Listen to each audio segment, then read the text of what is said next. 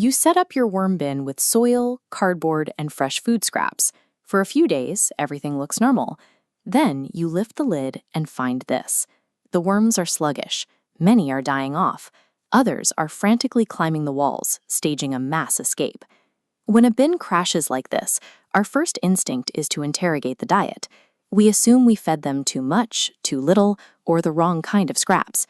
While diet is a factor, a colony can fail even when the feeding schedule is perfect. The failure often stems from the bedding, the physical environment that envelops the worms 24 hours a day. A compost bin is a highly sensitive biological microecosystem. It requires specific baseline conditions to function. When we ignore those baseline thresholds, everyday organic materials turn into invisible hazards that silently dismantle the colony. The first rule for survival in this ecosystem is maintaining strict temperature regulation and continuous deep airflow. Fresh grass clippings seem like a completely natural addition. They are organic, green, and loaded with nutrients, but they violently disrupt that physical threshold. Notice this cross-section's thick layer of fresh grass clippings. As fresh grass undergoes thermophilic decomposition, it generates intense internal heat, radiating downward like an oven, cooking the worms below, while the dense grass actively blocks fresh oxygen from penetrating.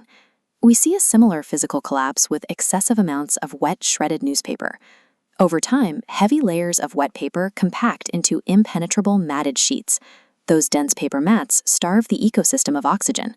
The fresh air gets replaced by stagnant anaerobic pockets that produce toxic ammonia. Materials that trap heat and block airflow cause the bedding to physically collapse. A habitat designed for decomposition becomes a suffocating, overheating trap. Beyond the physical structure, this ecosystem also demands a strict chemical threshold. The environment must remain neutral and free of toxins. This animated diagram demonstrates what happens when high volumes of seemingly harmless organic matter, like citrus peels or onion skins, are used as bedding.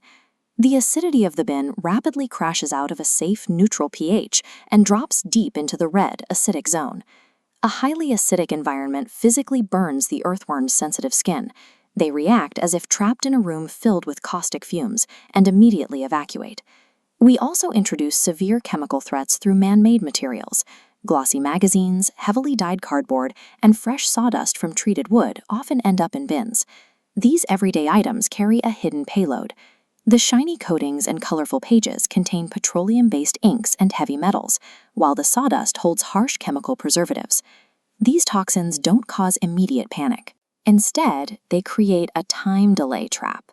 Over weeks, the chemicals slowly leach into the surrounding moisture, quietly saturating the bin from the inside out.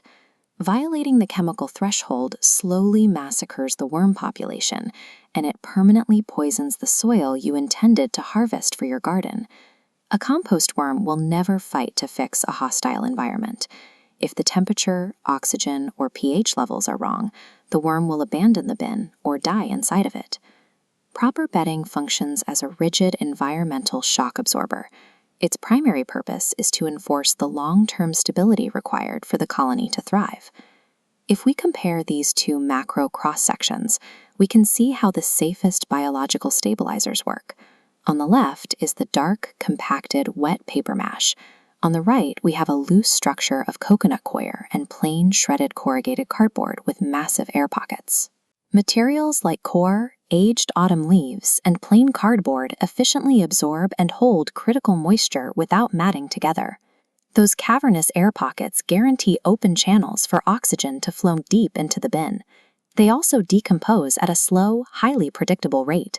This prevents the lethal thermal spikes and acidic crashes that occur when volatile organic matter breaks down too quickly.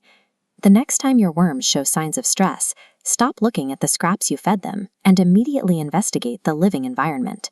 Mastering these unseen mechanical and chemical balances provides the foundation for a resilient ecosystem, ensuring the composting process proceeds without constant crisis management.